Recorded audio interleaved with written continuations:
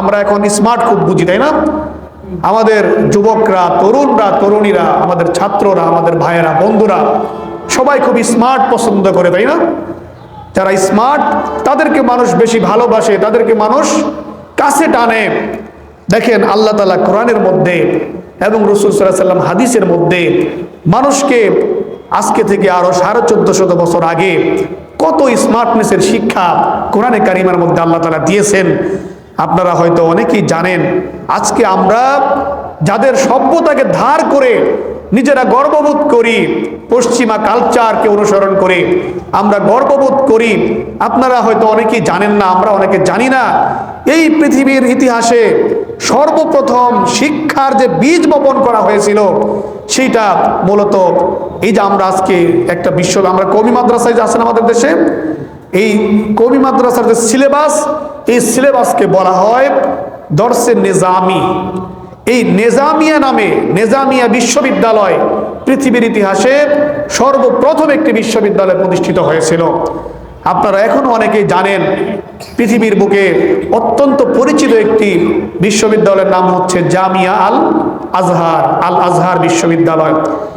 এই মুসলিমরা যখন পড়াশোনা শুরু করেছে, মুসলিমরা যখন একাডেমিকভাবে উচ্চতর ডিগ্রি গ্রহণ করা শুরু করেছে, তখন আমাদের এই পশ্চিমা দেশগুলো, আমেরিকা তখন অস্তিত্বেই আসে নাই। সুবহানাল্লাহ, আরেকবার বলেন না, অস্তিত্বে আসে নাই। তখন আমেরিকা নামে কোনো দেশ, কোনো অস্তিত্ব পৃথিবীতে ছিল না। তখন আমরা বিশ্ববিদ্যালয় গড়েছি, তখন আমরা উচ্চতর ডিগ্রি আমরা দিয়েছি, আমরা নিয়েছি।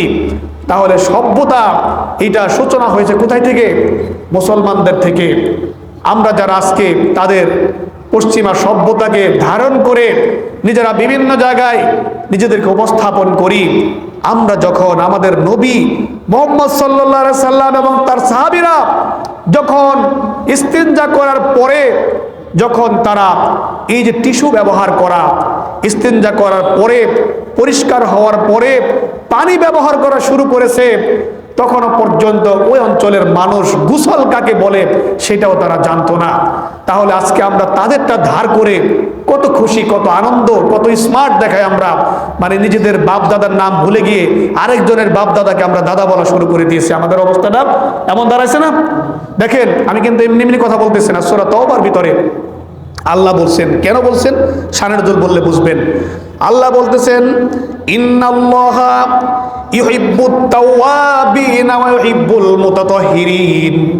নিশ্চয় আল্লাহ তাআলা ওই সমস্ত ব্যক্তিদেরকে অনেক বেশি পছন্দ করেন, অনেক বেশি ভালোবাসেন যারা অধিকতর তওবা করে এবং অধিকতর তারা কি করে?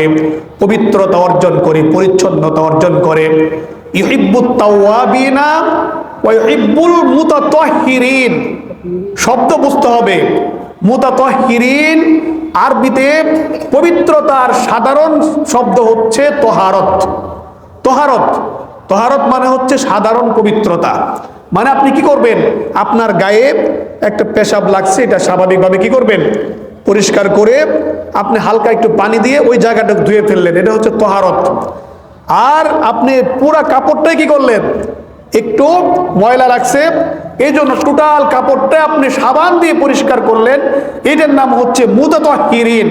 আরবিতে বলা হয় মুবালাগার সিগা, মানে অধিকতর অর্থ যেটা বোঝায় ওইটাকে মুবালাগা বলা হয়। তাহলে মুতাতাহহিরিন।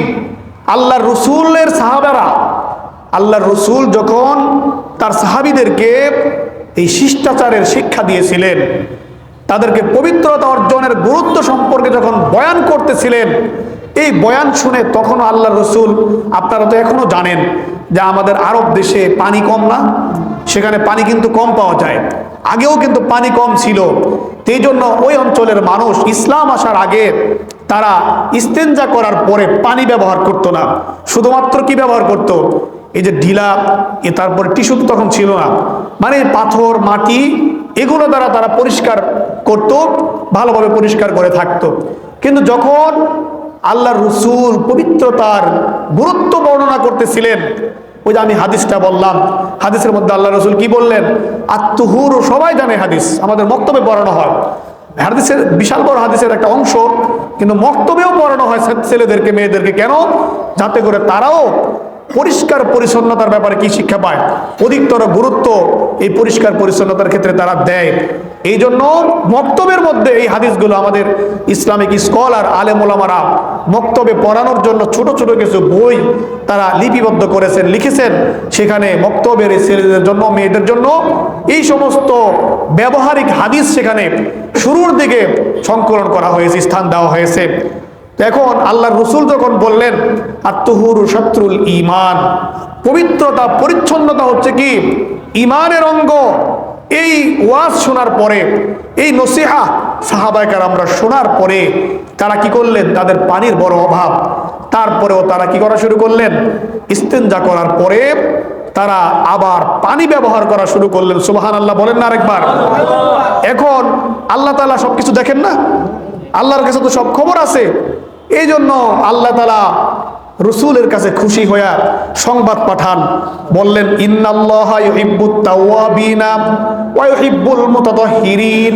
হে আমার নবী, আপনার সাহাবায়ে কেরামদের মধ্যে যারা এই যে ইস্তিনজা করার পরে, ঢিলা কলব ব্যবহার করার পরে আবার অধিকতর পবিত্রতা অর্জন করে, অর্থাৎ পানি ব্যবহার করে অধিকতর পবিত্রতা অর্জন করে, তাদেরকে আল্লাহ তাআলা অনেক বেশি ভালোবাসেন। সুবহানাল্লাহ।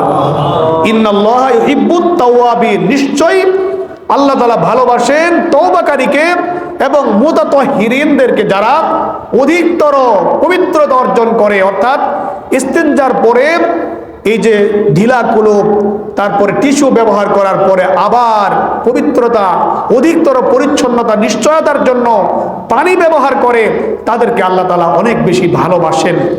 তাহলে আল্লাহ তাআলা কোরআনে কারিমার মধ্যে মানুষদেরকে কিসের শিক্ষা দিলেন? পবিত্রতা, পরিষ্কার পরিচ্ছন্নতার শিক্ষা দিলেন না?